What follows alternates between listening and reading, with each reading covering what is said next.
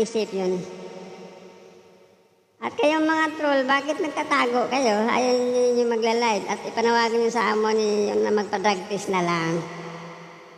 At pag-usapan ang totoong issue ng bayan.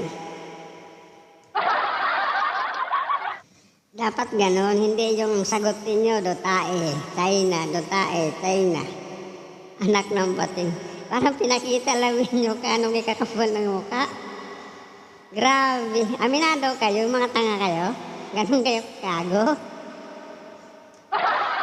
Napakalapit nyo.